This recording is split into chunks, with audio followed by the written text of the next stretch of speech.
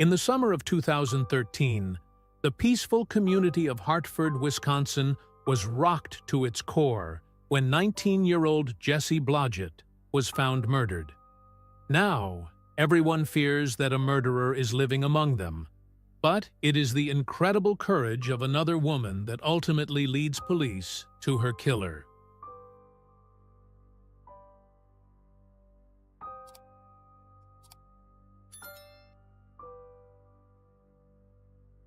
In the spring of 1994, adorable baby Jessie was born in Atlanta, Georgia, to parents Book and Joy Blodgett. The family eventually moved to the small, picturesque town of Hartford in Washington County, Wisconsin, where Jessie grew up and graduated from Hartford Union High School in 2012. Jessie was a gifted child from a very young age. Her abilities were first revealed in first grade, when her teacher gave the children lists of words to learn and pronounce correctly. Jessie was able to do this in such a way that her teachers had to make up their own lists of more difficult words for Jessie, while her classmates learned the easier ones. At an early age, she began learning to play the piano and was obsessed with singing, dancing, and acting. Jessie had a happy childhood. She believed that everyone loved her and that the world belonged to her. So she loved everyone in return. But as a teenager, her eyes were opened and she saw that there was darkness in the world. Even at a young age, she was outraged by bullying and injustice. She developed a strong social conscience and personal philosophy, defended her goals with pride and tenacity, and became a fierce advocate for animal rights, the environment, sustainability, social justice, and ultimately ending violence against women. Talented and determined, Jessie surrounded herself with people like her. All of her friends were involved in music and dance, and one of them, Daniel Bartelt, became her closest friend. Jessie and Dan met during their freshman year of high school and have always sat next to each other ever since. He, like Jessie, was incredibly gifted both academically and musically, played the violin, acted in the theater. And, obviously, when they grew up, they started dating. They had everything in common. They were like the same soul in two different bodies. They were obsessed with the same things. However, after 4 months of dating, Dan decided that they just liked each other, that it was not love, and they broke up, but continued to be friends, and were best friends until the end of high school. Then they both went to college, only Dan went to an educational institution out of state and left, and Jessie went to the University of Wisconsin-Milwaukee. They continued to keep in touch, but were no longer so close. Initially, Jessie's father wanted her to get a more practical profession and leave music for the soul, but she managed to convince her parents to let her be a musician. And already as a student, Jessie received a talent scholarship for her success in the music education program. And then she quit her part-time waitressing job and decided to open her own small business teaching piano, violin, and vocal lessons. In just 2 months, she had 26 students. Jessie also worked part-time at a local church as a mentor for underprivileged children. In the summer of 2013, Jessie's old friends started coming back to Wisconsin from out-of-state colleges for the summer, and one of those friends was Dan Bartelt. He said he dropped out of college, that it wasn't for him, that it wasn't working out, so now he was back in Wisconsin permanently. And Dan and Jessie's friendship blossomed from there and turned into what it had been when they were in high school. Now they were inseparable again, and that summer they played music together, wrote music together, sang together, and starred in 2 plays together. Dan in Bye Bye Birdie and Jessie as the violinist in Fiddler on the Roof. Fiddler on the Roof premiered on July 14, 2013, and of course, she gave a fantastic performance. It was the Sunday opening of the show, and the house was packed.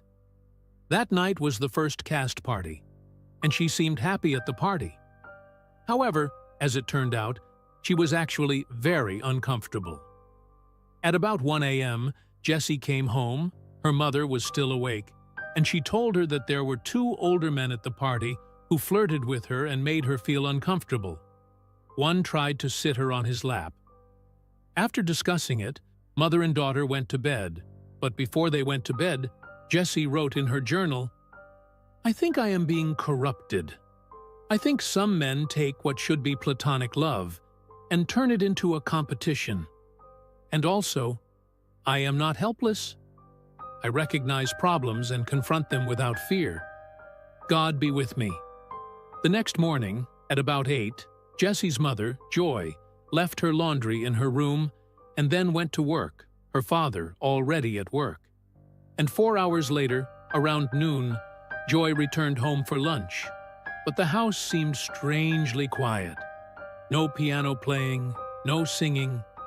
But she thought that her daughter was tired after the party. And it was the holidays. She was probably sleeping like most teenagers. But it was already noon, and the mother decided to wake her daughter. She started screaming that it was time to wake up, but there was no answer from her room. Joy was angry that Jess was not answering her, did not understand why she was ignoring her. She went into Jessie's room and touched her. Jessie was cold. Joy called 911 in a panic and told the operator that her daughter was not breathing. She was all wet and had signs of strangulation. The ambulance that arrived pronounced her dead. Jessie Blodgett was only 19 years old.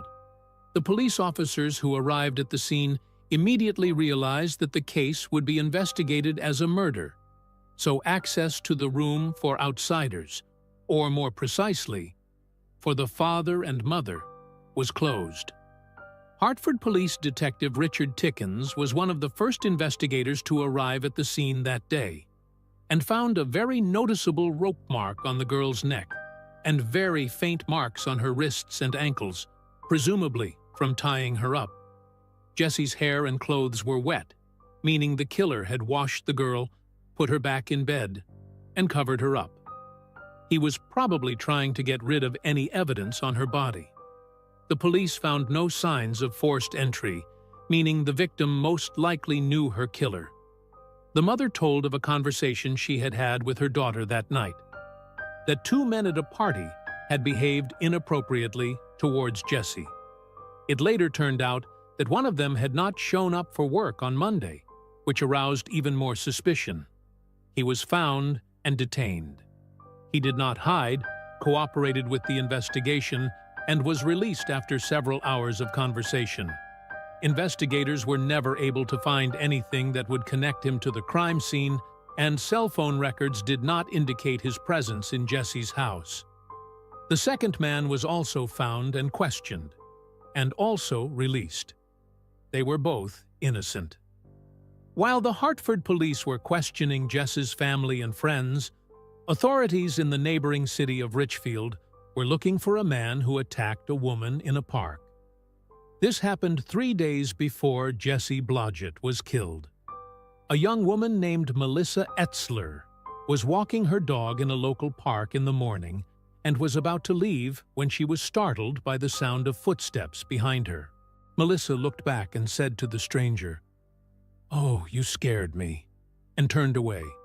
But then she heard footsteps quickly approaching, turned around and saw a knife in the guy's hand. The next thing she remembered was that she was lying on the ground, face down, with him on top of her. Melissa had the blade of the knife in her hand and was trying to snatch it from her attacker. After a short struggle, the guy realized that she would not back down and gave in. Melissa snatched the knife from him. Afterwards, he asked her if he could just leave, but at the same time tried to take the knife back, and Melissa told him, "Go ahead, but I'm keeping the knife." He ran away. Washington County Sheriff's Detective Joel Clausing spoke to Melissa at the hospital shortly after the attack.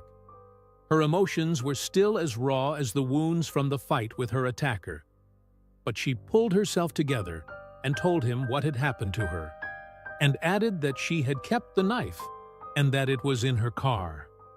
It was a fish fillet knife. She also said that she remembered every detail of the perpetrator. He was a white male, 18 to 20 years old, tall, with light brown hair and very fair skin. He was wearing plaid shorts. She also described where he was parked in the parking lot and what kind of car he drove away in. It was a dark blue minivan, an older Dodge Caravan. Police distributed Melissa's near-perfect description of the suspect's van, and something remarkable happened. The detailed description of the van sounded familiar to a deputy who regularly patrolled the park and had noticed a similar vehicle in the parking lot a few weeks before the attack. The deputy then checked the license plate. Finding nothing suspicious, he drove away. But after learning of the attack, he went back to his notes and found the license plate. When police ran the plate, it led them to a married couple who looked nothing like the composite sketch created from Melissa's description. When investigators interviewed the couple, they discovered that they had a son, and he used the car often. The parents gave the investigator the son's phone number. Joel Clausing dialed the number. Meanwhile, in Hartford, a memorial service was taking place at the Blodgett family home. Jessie's parents and friends sat in a circle in the living room, sharing memories, crying together, and hugging. Among the mourners was Jessie's closest friend, Daniel Bartelt. Dan was doing most of the talking, and he was just talking and talking that day. And then his phone rang. It was Detective Clausing on the other end of the line. Daniel Bartelt was the couple's son, the driver of the van. The detective said he needed to talk to him, and he said, "Okay." And then Joel asked him where he was, and he said he was at Jessie Blodgett's wake, and he was coming. By that time, every cop in the county knew who Jessie Blodgett was. After the call, Detective Joel looked at his partner and said, "How many people does a detective call and ask to see you? And they don't say, 'What's going on? Why do I need to see you? Why do I need to go to the station?' And he didn't even ask me what it was." And Dan hung up and looked at everyone and said he was called to the police station.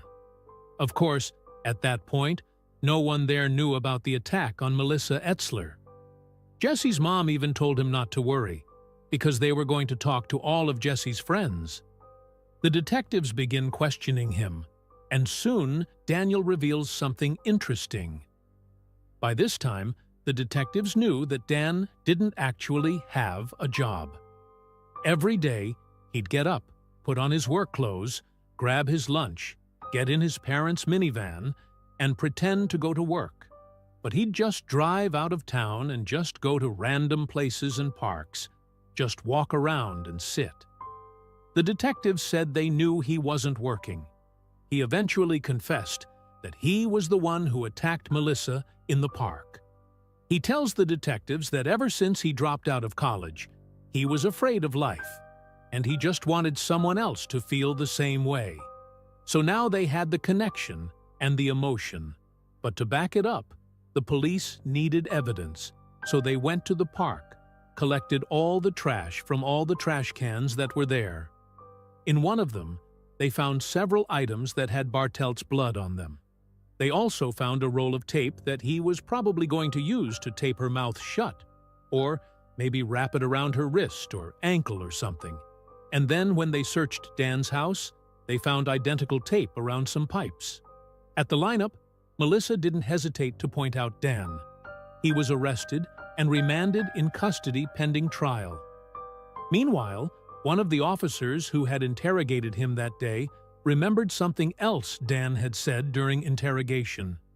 He had said that Jessie had been raped and murdered. The thing is, the examination was not yet ready, and the police themselves did not know at that time that Jessie had been raped.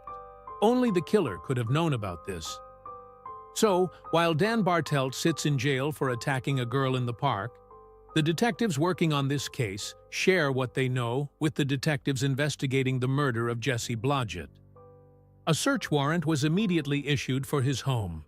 His computer contained a lot of pornography and other dark things, along with a search history of terms such as serial killers and involuntary killers.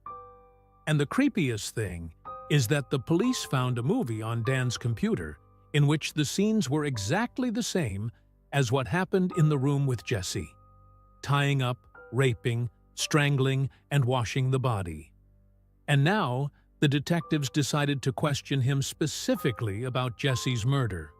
But this time, Dan was more careful. Bartelt admits that he reunited with his ex-girlfriend that summer and visited Jessie's house frequently in the weeks before her murder.